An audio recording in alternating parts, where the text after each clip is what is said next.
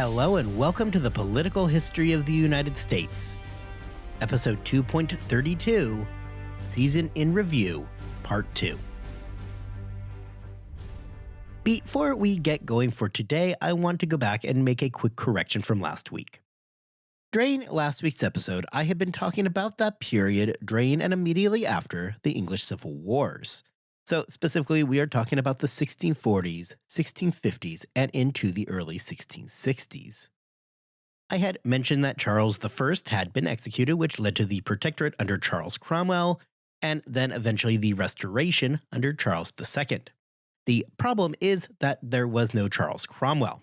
There was Oliver Cromwell, not Charles Cromwell. And I knew that, and I just got a little bit taken in with saying Charles over and over, so sorry about that. Here we are today, though, with 32 episodes behind us, and we are ready to wrap up Season 2 of the show. Last time, we spent our episode looking at the upheavals that we have seen throughout the colonies over the past few decades. If the theme of the first season was those early years and a movement towards stability throughout the future United States, Season 2 was about the growing pains of those same colonies. This week, we are going to spend our time looking at a few of the other trends from the previous season, as well as trying to figure out what this entire thing has meant so far, and what that will mean moving forward. Among the biggest themes from the first two seasons of this show so far is looking at the wide range of people that have come over to the North American colonies by this point. Focusing specifically on those from England, we see a few different groups really emerge in the colonies. Nowhere is this more felt than in the area of religion. Down in the South, in Virginia and the Carolinas, we see a population that is largely made up of Anglicans. Bacon's Rebellion was a complicated thing, and while we are going to see some similarities in the root causes between the events in Virginia and up in New England, it is important to realize that religion really is not a big motivator in Virginia. In New England, however, the entire universe revolves around the religious question. This is, of course, nothing new. We are still talking about a colony that was largely born out of the mass Puritan migration of the 1630s, during the era of William Laud and Charles I. The Puritans in New England are going to remain an extraordinarily powerful force, right up through the collapse of the Dominion government in 1689. It was that Puritan hegemony in Massachusetts, for example, that held everything together so tightly. It was this tight-knit government that became so troubling to the moderates in New England. Back during our first season, we had discussed the path to government in Massachusetts and how that was directly through the Puritan Church. Well, less bluntly stated, the same is also true in Connecticut. The path to membership in the church was tightly controlled, which meant that ultimately, those in control of the church could ensure that those entering into it were going to get with the program and not deviate from the established norms. Therefore, those running the government would have essentially been closely vetted by the church. The failures, however, of this entire system was the fact that the Puritans kept everything so sealed off. A general stubbornness by the Massachusetts Puritans prevailed over and over again, defeating, pragmatically speaking, what would have been the more logical moves. In 1664, we see a slow response to give into the four relatively reasonable demands of Charles II. This, combined with the overly harsh treatment of the Boston martyrs, caused enough concern for the newly restored king that he sent 4 commissioners to Massachusetts to enforce those demands. And to be clear, these demands were not really big asks for Charles II. These are things that you would just expect the colony to get on board with. Specifically, what the king was asking in this case was that the Massachusetts colonists would prosecute the regicides from the era of Charles I, take an oath of allegiance to the king, support Anglicanism, and extend the vote to all the freemen. And really, Charles II was not even equally concerned about all 4 of these demands. He had some wiggle room. Charles II had gone so far as to tell the commissioners that they could bend, especially when it came to the question of religious matters and the enforcement of taxes, as long as they secured the loyalty of the colonists throughout New England. This was especially important for Charles II as war with Holland was looking increasingly likely, and New England support was going to be central to that. Despite the relative leniency, however, once the commissioners arrived, they were all but completely rebuffed by the Puritans. Yet, despite the fact that the Massachusetts colonists just blew off the king's request and his commissioners, we see what is going to become a bit of a common theme throughout the early history of Massachusetts. Specifically, Charles II became distracted by other events and did not have the time to deal with Massachusetts. We see this over and over again throughout really the first two seasons. Back in season 1, we had discussed how Charles I was never happy with the way things were going in Massachusetts. However, he was busy trying to win the English Civil Wars and then probably not to lose his head. He did not have any time to worry about a region whose population was still fairly small and uninfluential. During the 1664 episode, we see that a war with Holland does take precedence. Was the king pleased to hear that Massachusetts had basically refused what he viewed as lenient terms? Of course not. However, the reality is that the king is a busy guy, and he had more pressing issues that required his attention. This pattern is going to repeat itself over and over again.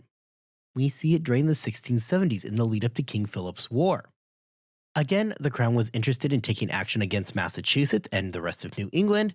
However, they would hold off because the war broke out. Following the war, the crown was concerned about the fact that the New England colonists had rebuffed help from the crown during that war. Chiefly when they informed their future best friend Edmund Andros at the end of a musket that his help was not needed.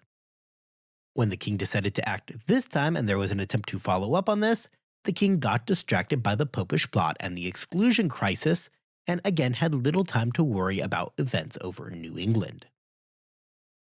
While all of New England had always been particularly independent, the ringleader of all this is clearly Massachusetts. This goes all the way back to the earliest days of the colony. Recall that one of the biggest developments in the founding of the Massachusetts Bay Colony was the fact that the colonial headquarters would not be located in London, but rather would be based out of Massachusetts itself. Practically, this means that from its very birth, the Bay Colony had little in the way of oversight from London. It would likewise be tempting to say that the colony had an incredible string of luck going right up until the revocation of the charter and the implementation of the Dominion government in 1686. However, suggesting that luck was the sole reason why Massachusetts was able to go on for so long flying just below the radar of the king is to conflate the importance of the colony. Massachusetts, and indeed all of New England, were relatively little concerns to the crown. Massachusetts was far away and had a small enough population that it posed no real threats for the king. Domestic affairs occurring right in his backyard always were going to be of paramount importance over a wayward colony on the other side of the Atlantic. This would remain the case until the middle part of the 1680s. So what changed at that point? The change came from the fact that Charles II and the monarchy's authority had been so thoroughly threatened by Parliament and the Whigs. This put a lot of pressure on Charles II to reassert royal prerogative. Suddenly, the minor irritation that the New England colonies had long presented became a far bigger threat for the king and for the future of the monarchy altogether. Massachusetts likewise was becoming increasingly divided into proto-political parties of their own, specifically the Puritan faction and the moderates who were made up of everybody else. In England, it was easy to redraw the Puritans as being connected to the Whigs, the party that was in favor of exclusion. And whether or not this was true, it was enough to cause serious concern for Charles II, who was desperately retrying to assert royal prerogative. Of course, the Puritans were not the only group in England that was seeking a degree of religious refuge during this time. The second half of the 17th century would also see a sharp rise in the number of Quakers coming into the colonies.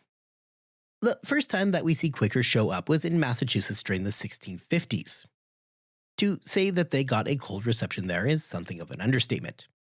As we talked about in our first episode this season, you would end up ultimately with the 4 members of that Quaker community being executed in Boston and becoming known as the Boston Martyrs. Following these events, the Quaker population would quickly resettle to that place where all religious outcasts go in New England, Rhode Island.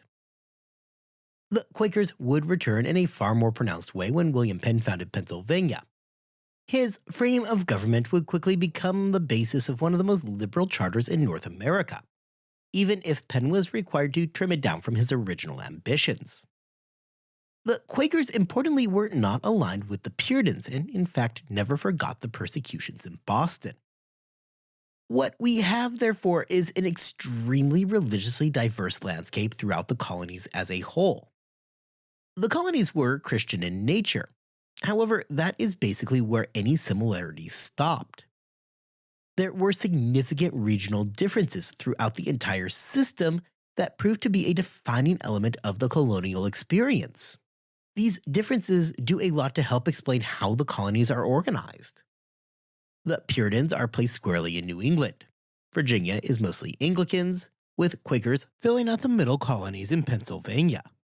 Now, I will isolate two specific areas that are a little bit different.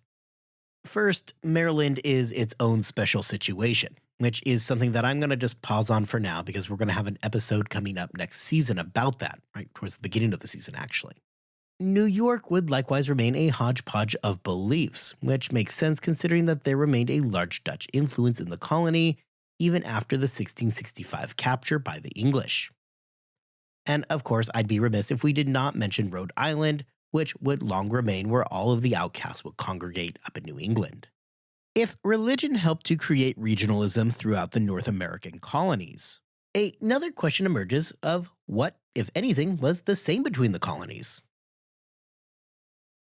One of the most obvious things that we see emerge following the tumult of the later half of the 17th century is a rift formed between England and the North American colonies. While reaction was far from universal throughout the colonies, there is a palpable feeling throughout the entire area of people questioning their role inside the greater English Empire. This would manifest itself differently, however, in both the South and the North. In Virginia, the end of Bacon's Rebellion would usher in a complete reorganization of colonial life within the colony. The rebellion in the first place had really been a fight between the large landholding elites and the smaller, largely tenant farmers. The end of the rebellion, however, would see a complete change in this dynamic. While differences still certainly existed between the groups, there was a common dislike of the occupying English presence in Virginia. Nobody enjoyed living under the occupation. This is not unlike what we see up in Boston between the Puritan faction and the moderates in the run-up to the Boston Rebellion. These were two groups that had forever stood in strong opposition to each other, who were suddenly forced into an oftentimes uneasy alliance based on a common threat. In Virginia, that common problem was the English occupation, whereas up in Boston and throughout the rest of New England, that threat was the Dominion of New England. In addition, however, consider that the events in Virginia had really forced the king to question the role of royal authority in the colonies. Yes, obviously there is going to be a concern over a population rising up and overthrowing a royal governor. However, beyond that, Charles II was concerned about the level of autonomy that William Berkeley himself had managed to gather. Either way, it was certainly worrisome for the king to notice that his North American colonies were becoming disturbingly independent at all levels. Well, certainly, royal prerogative is a major concern for Charles II. The king is also facing the very real consequences of the rebellions, both in Virginia and the war in New England, and that came in the form of economic losses. With everybody busy fighting, crop yields were far lower than expected. The king needed to rework the government, and while on the surface in Virginia at least this was successful, it had the unintended consequence of pushing those common farmers into alignment with the large landholders. Both large and small planters alike were deeply concerned with the overproduction of tobacco. This would ultimately lead to the tobacco riots in 1682 that saw the two rival sides coming together to burn huge amounts of their crops. The point was far more pragmatic than some symbolic showing of solidarity. Colonists felt that production far outstripped demand, and they needed to balance the scales. This was not aided by the fact that royal authorities in the colony did little to endear themselves to the local populace, as they were the ones who were pushing that overproduction. The biggest takeaway from the rebellion, however, is that it really got the Virginia population to start thinking about their place in the greater English Empire. A lot had changed, and Bacon's rebellion did much to bring that into focus. Those first colonists coming over back in 1607 did so with their eyes set on Cortez style riches. And obviously, this is going to fall well short. By the time we reach Bacon's rebellion, however, things are changing. People are remaining in Virginia now for their entire lives. No longer a get rich quick scheme. People were spending their whole lives from birth to death in Virginia. This was their home. It was no longer merely an outcropping. People lived here, and they expected to be provided the same rights as back home in England. Well, we don't see the constant pushback towards the royal administration that we see, say, up in Massachusetts. Virginia colonists were not thrilled to have an English army occupying them. They were, at least nominally, happy to remain a part of the English Empire.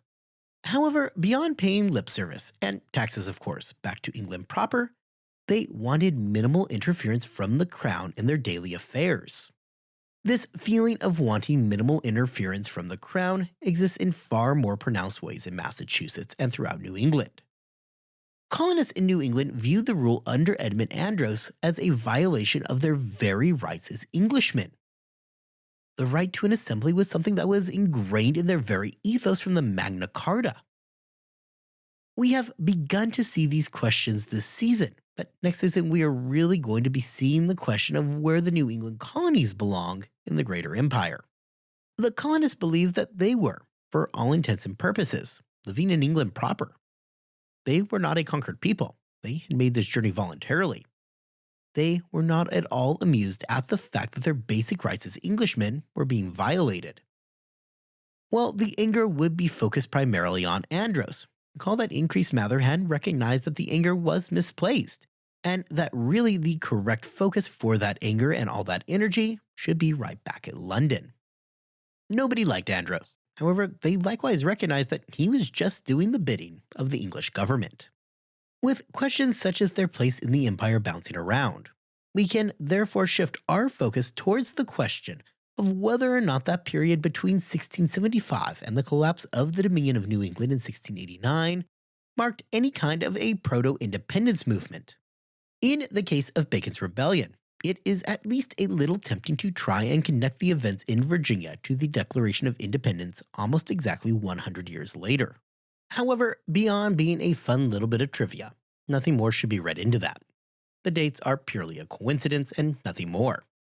Now, we do know that, again, in the case of Virginia, Baconians did at least daydream with the question of Chesapeake independence. Following the collapse of Jamestown, the question in Virginia had shifted to just how far things were going to actually go here. The oath that Bacon was requiring had his followers pledging support, not to the king, but rather to Bacon and Virginia itself. Critically, the oath swore to protect the country against everybody. That included the king himself. It was lost on absolutely nobody just how far of a major statement this was. William Berkeley himself would be very clear that this oath was just treason.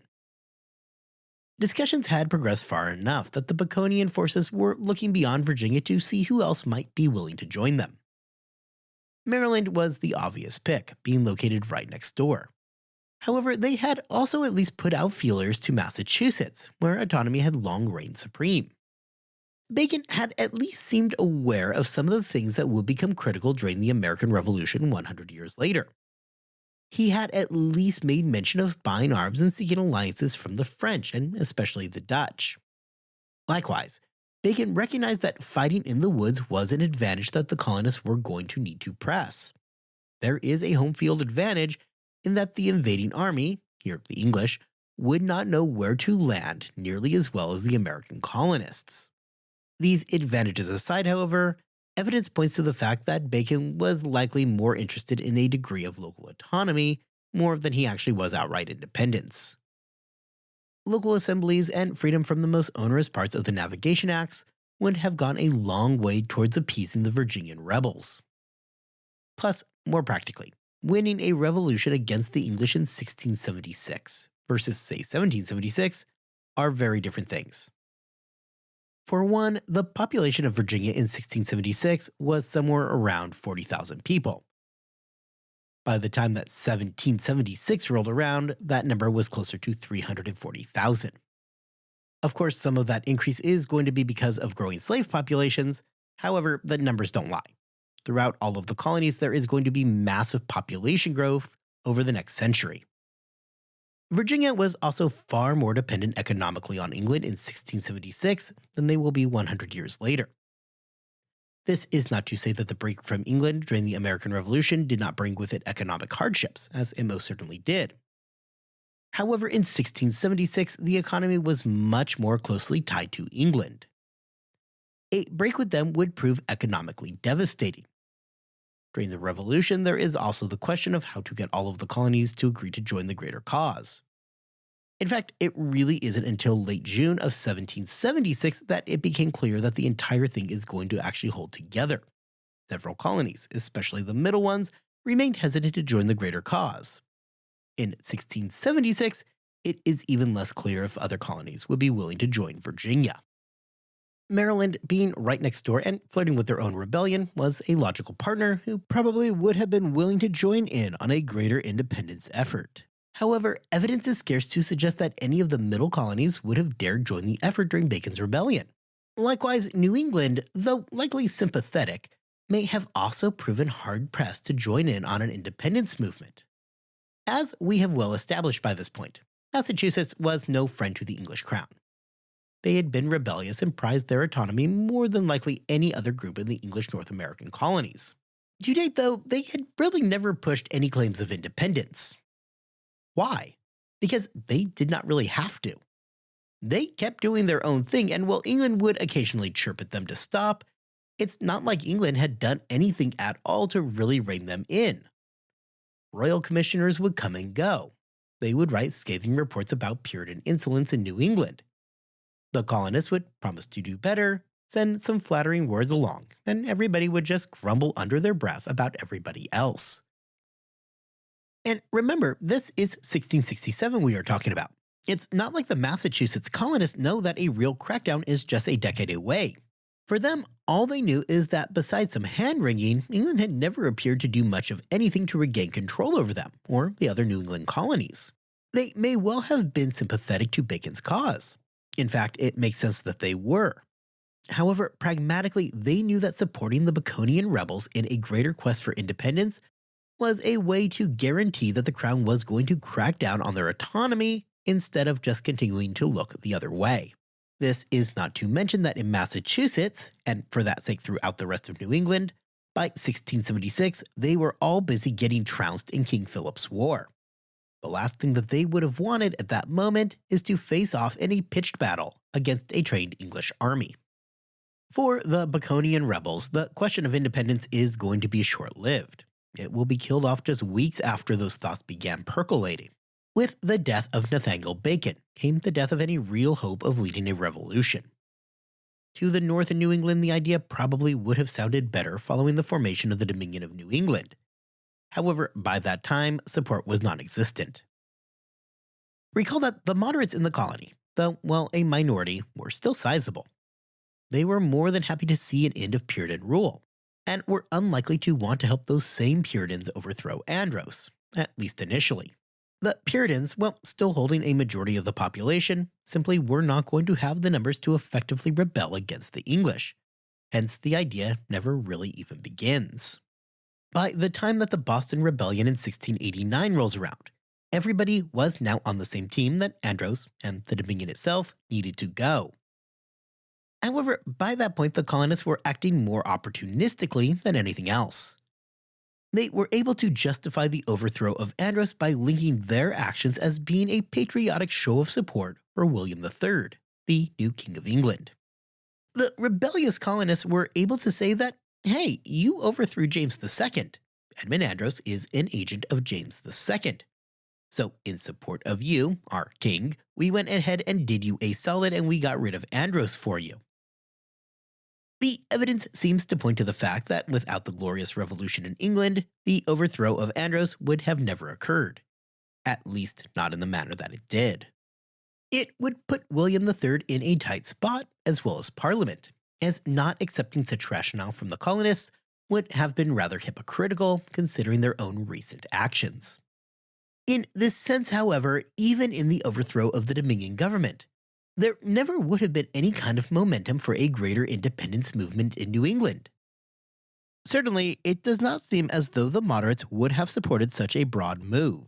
Plus, it would have undermined the entire justification for the initial action of getting rid of Andros.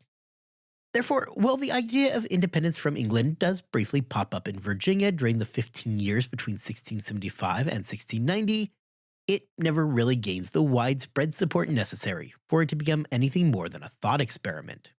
Even where it did have an amount of support and interest in Virginia, the death of Bacon just a few weeks after the idea began to gain traction acted as a bucket of cold water on the entire project.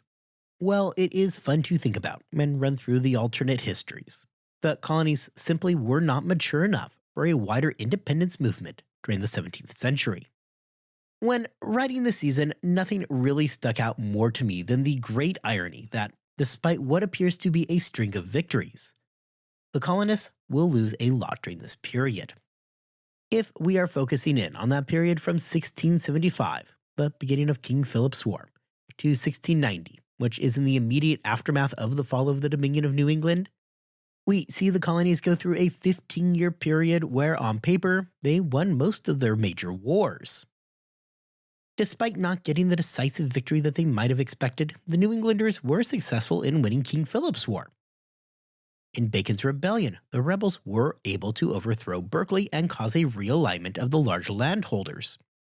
When the Dominion of New England appeared on the scene, the colonists were able to overcome their differences to overthrow it and dispose of the much-hated Edmund Andros. If we choose to take a narrow look, therefore, at this 15-year period, we can call it highly successful in terms of meeting the basic objectives. Yet, if we look right past the surface, though, this decade and a half had been nothing short of an unmitigated disaster throughout the American colonies. We are going to see a lot more of this moving forward into next season as we start to look at the aftermath of the period. However, we have already seen the effects in Massachusetts. That Puritan hegemony that they had so valued was gone. It's not coming back. The moderates had broken it, and they were not going to let it return. Down in Virginia, there is a realignment of the large landholders, and they are going to become far more closely aligned to the tenant farmer. However, England is going to have to double down on their efforts to ensure complete control over the colony. The tobacco trade carried with it great value for England, and they had no plans to allow another rebellion. Berkeley, for all the bad, was acting with far more autonomy than Virginia is going to see for nearly a century. Now, of course, in the case of Berkeley, autonomy meant corruption and overtaxation. However, the point does remain. We are going to see how New England adjusts to post-Dominion life at the start of next season, as the ramifications of the events for 1689 are fully fleshed out. By the end of this period of upheaval, we are left with a very different group of North American English colonies. From north to south, the colonies have seen challenges from both the Native Americans domestically and more broadly from the mother country. The question of the colony's place in the greater English empire has come to the forefront, and it is going to be a question that we are going to keep coming back to time and time again. Next season, we are going to come back and begin looking at a new phase in the future United States. We are going to look at how the colonies mature. Following the instability of the past few decades, we are going to see a period of relative stability and calm come over the colonies for much of the first half of the 18th century. We will then have a chance to look at the colonies as they mature, grow, and continue to question those very rights. When we wrap up next season, we are going to be sitting on the eve of the events that will lead us into the American Revolution. Now, I have managed to stay at a pretty good pace on the podcast, so I'm not going to need to take any extended break or anything like that. So we will indeed be back here in 2 weeks' time and jump into our third season. And as I said just a moment ago, we're going to pick up pretty much where we left off, looking at the aftermath of the fall of the Dominion of New England. To wrap today up, I want to take just a second to thank you all so much for listening. It is an absolute joy of mine that I get to come here and chat about history and talk about something that I truly, truly love. So thank you for coming back and listening to me do that. With that, as always, I hope you are staying healthy and staying safe. And we will be back here in 2 weeks' time to begin our third season and that march towards the final series of events that will cause the entire structure to come crashing down.